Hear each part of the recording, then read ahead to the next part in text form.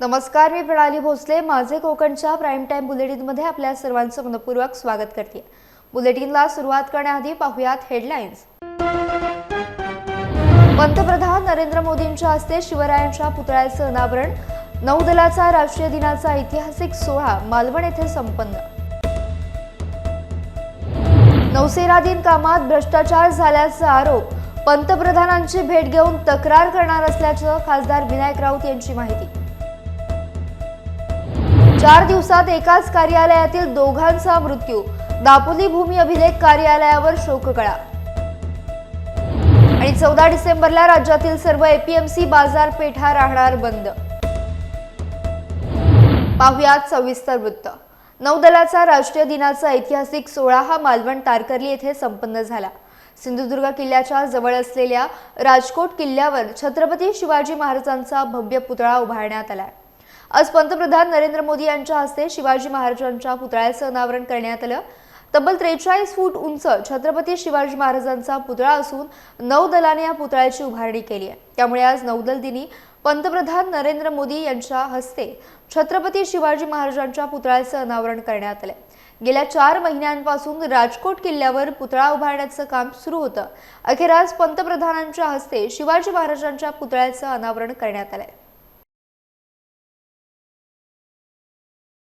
मालवणमध्ये सिंधुदुर्ग किल्ल्यावर आज नौसेना दिन साजरा झाला.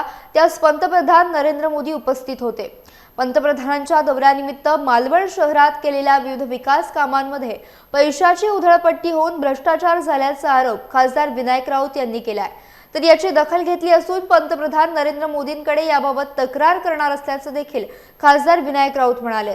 नौदल दिनाचा हा जो कार्यक्रम आहे त्या नौदल दिनाच्या कार्यक्रमाच्या निमित्ताने देशाचे पंतप्रधान या ठिकाणी येत असतील तर ते स्वागत आहेच. पण नौदलाचं मी खास करून मनापासून आभार मानेन की त्यांनी ह्या नौदल दिन साजरा करण्यासाठी सिंधुदुर्ग किल्ल्याची निवड केली, मालवण नगरीची निवड केली. त्याबद्दल मी नौदलाच्या अधिकाऱ्यांचं मनापासून आभार व्यक्त करेन. पंतप्रधानांचं स्वागत करत असतानाच पंतप्रधानांच्या दौऱ्याचं निमित्त साधून ज्या पद्धतीने वेगवेगळ्या विकास कामं करण्याच्या अनुषंगाने जी पैशाची उधळपट्टी केली जाते हे सुद्धा योग्य नाही आहे. पंतप्रधानांच्या निदर्शनास मी नक्कीच आणू. नुकत्याच ज्या 3 हेलिपॅडचे जे टेंडर निघालेले आहेत, एकेका हेलिपॅडला 92 लाख रुपये, 78 लाख रुपये अशा पद्धतीने खर्च हेलिपॅडला येतो आहे हे मी प्रथमच ऐकतो आहे. आनंद तर आहेच की नौदलाचा तर मला खूप अभिमान आहे की त्यांनी सिंधुदुर्ग जिल्ह्याची निवड केली. त्यामुळे पंतप्रधान त्यानिमित्ताने येत असेल, आनंद आहेच. रत्नागिरी जिल्ह्यातल्या दापोली तालुक्यातील भूमी अभिलेख कार्यालयात घटना घडल्या. 4 दिवसांमध्ये एका कार्यालयातील 2 कर्मचाऱ्यांचा हृदयविकाराच्या तीव्र झटक्यानं मृत्यू झालाय. त्यामुळे भूमी अभिलेख विभागावर दुःखाचं सावट पाहायला मिळत आहे. एकाच कार्यालयातील 2 कर्मचाऱ्यांचे हृदयविकाराच्या झटक्यानं निधन झालंय ही अत्यंत दुर्दैवी बाब असून यामुळे संपूर्ण रत्नागिरी जिल्ह्यातल्या भूमी अभिलेख विभागातील कर्मचाऱ्यांवर ही शोककळा आहे. दापोली भूमी अभिलेख कार्यालयामध्ये अवक जावक लिपिक म्हणून काम करणारे रवींद्र खाडे हे 29 नोव्हेंबर रोजी हृदयविकाराच्या तीव्र झटक्यानं त्यांचं निधन झालं.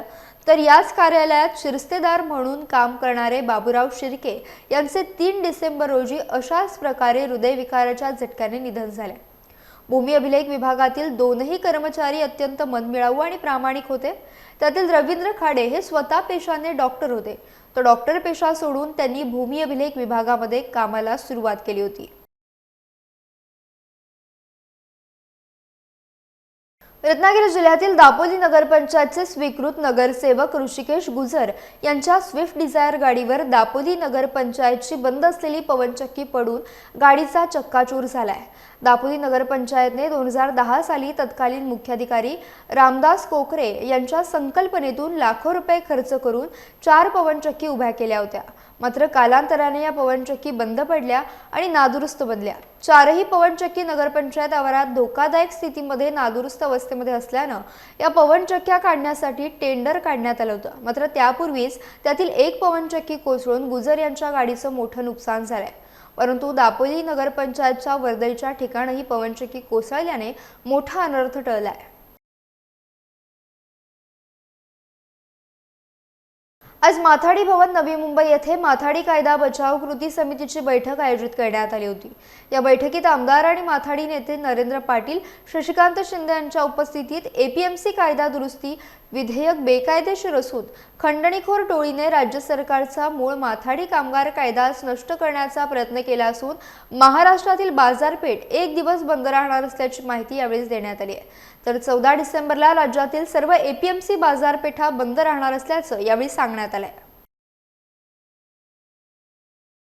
महाराष्ट्रातील सर्वच माथाडी कामगार नेत्यांनी माथाडी कामगार कायदा बचाव करण्याकरिता वेळोवेळी राज्याचे मुख्यमंत्री, दोन्ही उपमुख्यमंत्र्यांना निवेदन देऊनही त्याची दखल न घेतल्यामुळे 14 डिसेंबरला एक दिवस संपूर्ण माथाडी कामगार या ठिकाणी पूर्णपणे त्या ठिकाणी बंद करतील आणि राज्य सरकारच्या विरोधामध्ये त्या ठिकाणी निदर्शनं करतील। कुणकेश्वर मंदिर ते कुणकेश्वर शाळा खालचीवाडी कडे जाणारा रस्ता खचल्यानं संरक्षक भिंत कोसळली आहे आणि त्यामुळे रस्त्यावरून वाहतूक करणारा चिरे वाहतूक डंपर पलटी झाल्याची घटना घडली आहे। मिळालेल्या माहितीनुसार कुणकेश्वर मंदिर ते कुणकेश्वर शाळा खालचीवाडी येथील रस्त्याच्या बाजूने असलेले कंपाऊंड वॉल हे खचल्यानं त्या रस्त्यावरून वाहतूक करणारा चिरे वाहतूक डंपर कोसळल्याने पलटी झाला। डंपर पलटी झाल्याने डंपरमधील चिरे अस्ताव्यस्त पडले होते। सुदैवानं डंपर जिथे पलटी झाला तेथे समोरील घर बंद असल्यानं अनर्थ टळलाय। कुणकेश्वर महाशिवरात्री यात्रेकरता या कालावधीत VIP रस्ता म्हणून हा रस्ता ओळखला जातो। या मार्गाची दुरुस्ती व्हावी यासाठी वेळोवेळी जिल्हा परिषद बांधकाम विभागाकडे पाठपुरावा केला जातोय, मात्र जिल्हा परिषद बांधकाम विभाग याकडे दुर्लक्ष करत आहे। यात्रा कालावधीत या रस्त्याच्या डांबरीकरणासाठी 15 लाखांचा निधी मंजूर झाला, त्याप्रमाणे कामही झाले, मात्र निधी कमी असल्यानं संरक्षक भिंतीचं काम झालं नाही। ही भिंत कमकुवत आणि नादुरुस्त झाली होती। या संरक्षण भिंतीचं काम तात्काळ करण्यात यावे अशी मागणी आता कुणकेश्वर माजी सरपंच चंद्रकांत घाडी यांनी केली आहे। कुणकेश्वर मंदिर ते कुणकेश्वर प्राथमिक शाळा हा जो रस्ता आहे VIP म्हणून गेली सातत्याने 2 वर्ष आम्ही शासनाकडे याचा पाठपुरावा करत आहोत। आपल्या मंजुलक्ष्मी मॅडमने ह्या रस्त्यासाठी यात्रा नियोजन बैठकीत 5 लाखाचं तातडीचं नियोजन केलेलं होतं, परंतु जिल्हा परिषद बांधकाम विभाग याच्याकडे कुठलाही लक्ष देत नाही। त्यामुळे हा आज अपघात घडलेला आहे। या अपघातामध्ये हे घर बंद असल्यामुळे आज जीवितहानी झाली नाही, नाहीतर आज मोठा कुठेतरी एक अनर्थ घडला असता आणि येणाऱ्या जाणाऱ्या इथल्या वाडीतील शाळेच्या मुलांना हा त्रास होणार आहे।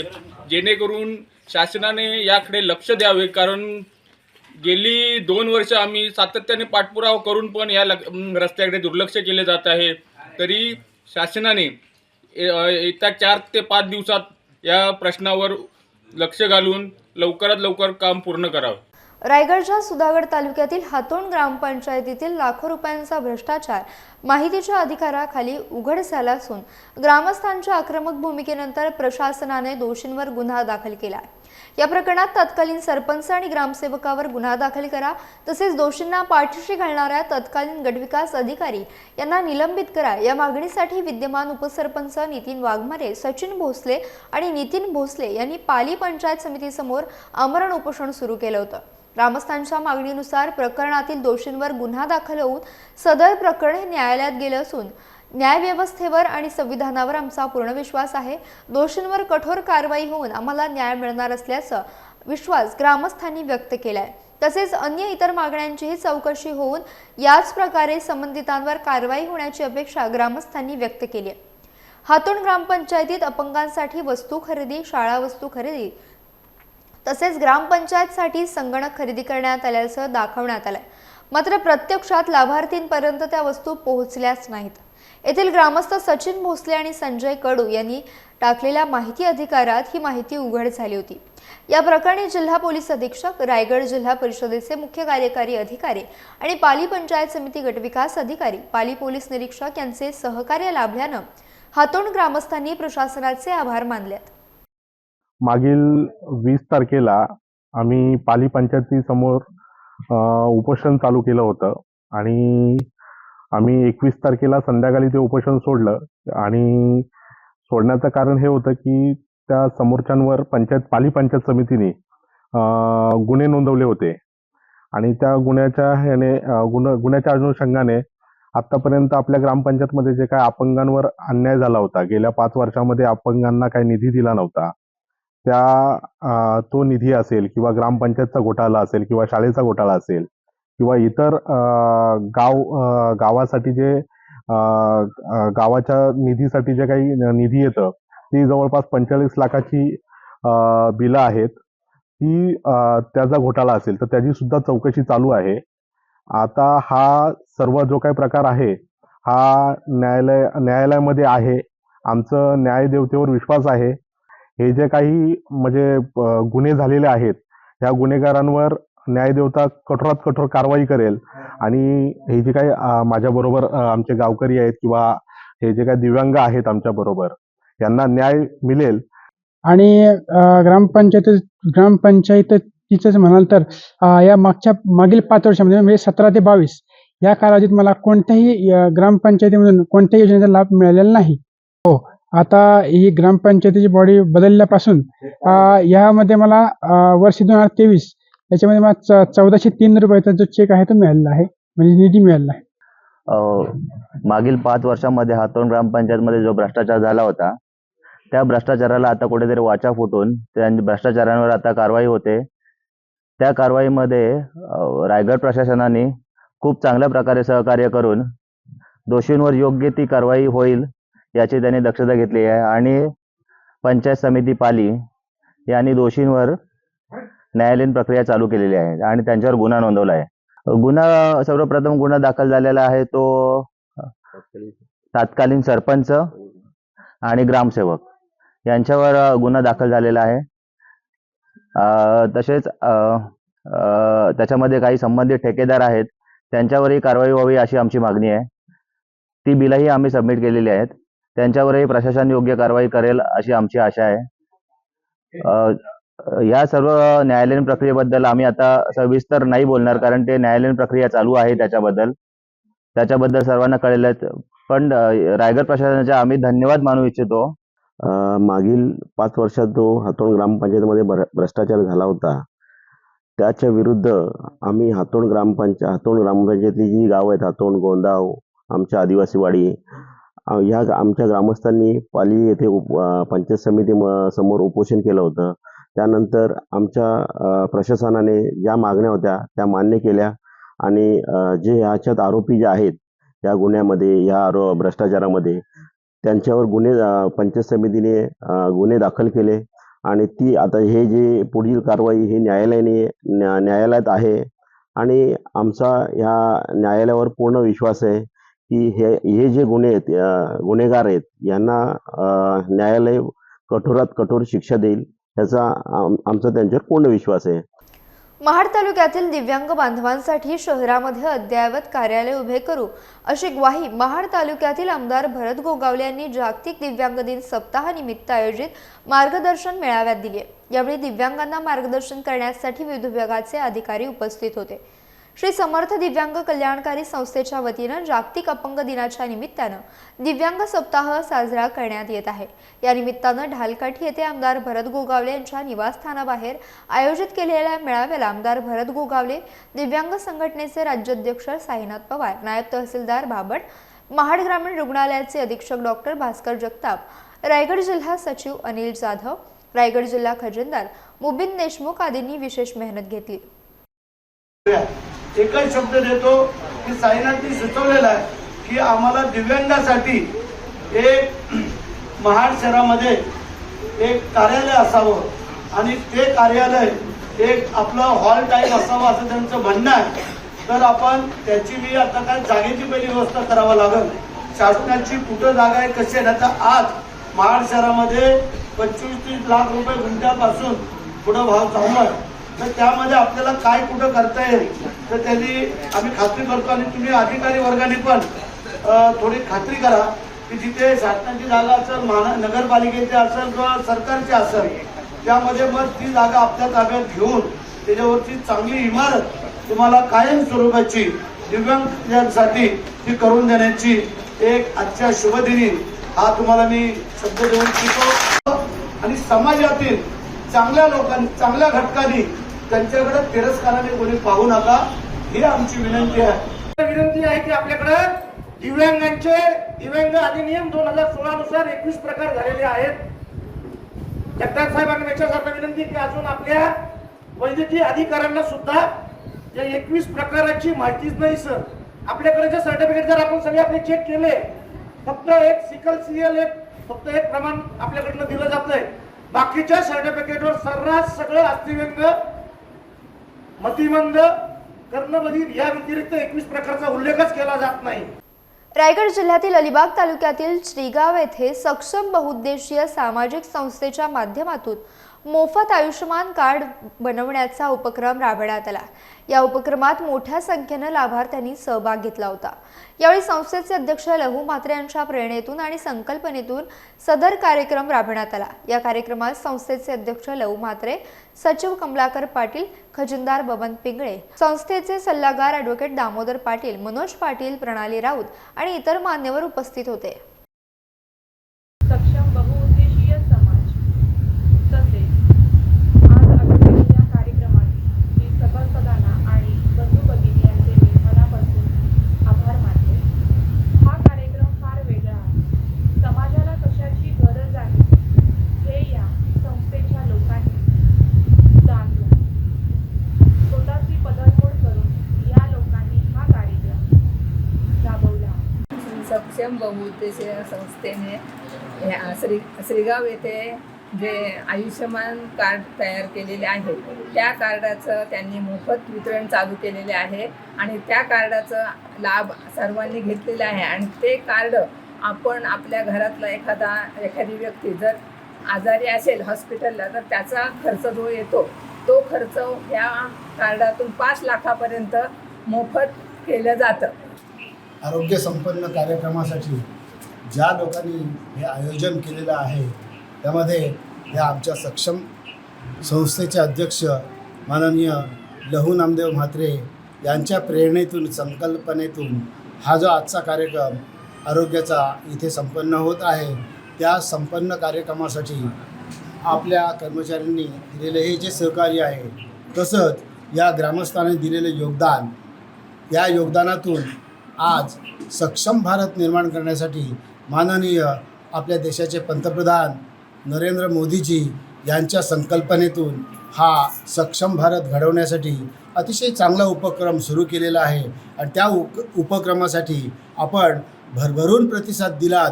हे आपल्या केंद्र सरकारच्या वतीने माननीय पंतप्रधान नरेंद्र मोदी यांनी एक सुंदर अशी योजना आणलेली आहे आणि त्या योजनेचं मेन ह्या आयुष्यमान कार्डात आहे.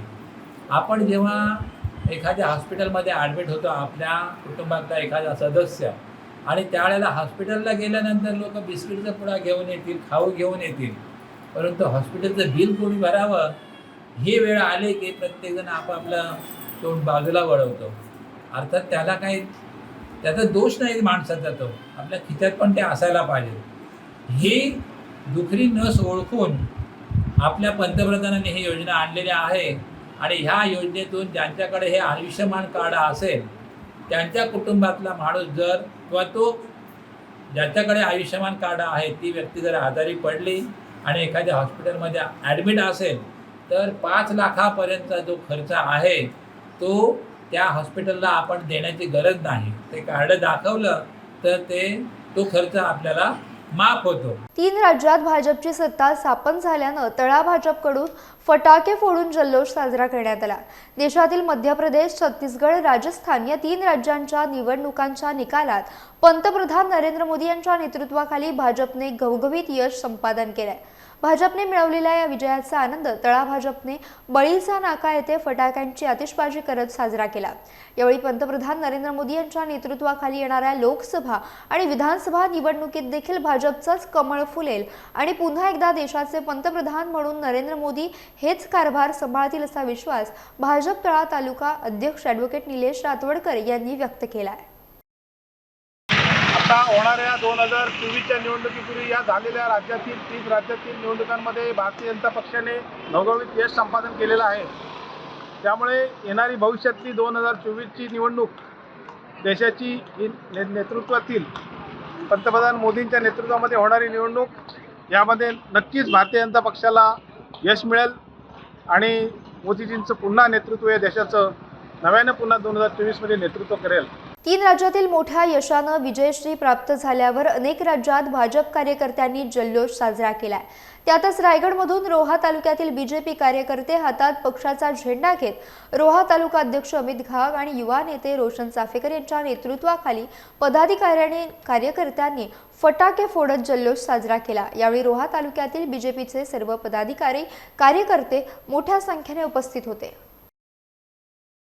4 राज्यातील निकाल हाती आले आणि देशाचे पंतप्रधान यशस्वी पंतप्रधान आदरणीय नरेंद्र मोदीजी यांच्या नेतृत्वाखाली मध्य प्रदेश असेल, छत्तीसगड असेल आणि त्यानंतर राजस्थान असेल, या तिन्ही राज्यामध्ये निर्विवाद वर्चस्व हे भारतीय जनता पार्टीचं आज आपण पाहिलेलं आहे. तेलंगणामध्ये 10 पटांनी आज तिथे उमेदवार निवडून आलेले आहेत. खरं तर ही जादू पूर्ण आहे ती पंतप्रधान नरेंद्र मोदीजी यांच्या विकास कामं आणि धोरणात्मक विकास कामावर आहे. आज स्त्री शक्तीसाठी असेल, युवा शक्तींसाठी असेल, शेतकऱ्यांसाठी असेल आणि गरीब लोकांसाठी जर कोण काम करत असेल, गरीब लोकांसाठी वेगवेगळ्या योजना कोण असतील तर ते देशाचे पंतप्रधान नरेंद्र मोदीजी आहेत आणि त्याचीच पोचपावती म्हणून आज या झालेल्या 4 राज्यामध्ये भरघोस मतांनी भारतीय जनता पार्टी निवडून आलेली आहे. रायगड जिल्ह्यातल्या रोहा तालुक्यातील प्रेस फोटोग्राफर कैलासवासी जनार्दन शेडगे यांच्या स्मरणार्थ रोहा प्रेस क्लब आणि कैलासवासी जनार्दन शेडगे मित्रमंडळ यांच्या वतीने रक्तदान शिबिर आयोजित करण्यात आले होते. शिबिराच्या प्रारंभी जनार्दन शेडगे यांना मंडळाचे अध्यक्ष अरुण करंबे, रोहा प्रेस क्लबचे अध्यक्ष राजेंद्र जाधव यांच्यासह उपस्थितांनी श्रद्धांजली वाहिली. यावेळी राष्ट्रवादी काँग्रेसचे सरचिटणीस विजयराव मोरे, माजी नगराध्यक्ष समीर शेडगे, रोहा तालुका सिटीजन्स फोरमचे अध्यक्ष नितीन परब, प्रेस क्लब आणि शेडगे मित्रमंडळाने विशेष परिश्रम घेतले. शिबिराच्या आयोजनासाठी शासकीय रक्तपेढीचे डॉक्टर दीपक गोसावी आणि त्यांच्या टीमने सहकार्य केले.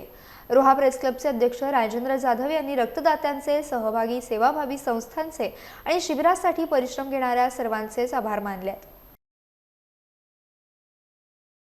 यासह बुलेटिनमध्ये वेळ झाली इथेच थांबण्याची. भेटूयात नवीन बुलेटिनसह. तोपर्यंत तुम्ही कुठेही जाऊ नका. पाहत रहा फक्त माझे कोकण.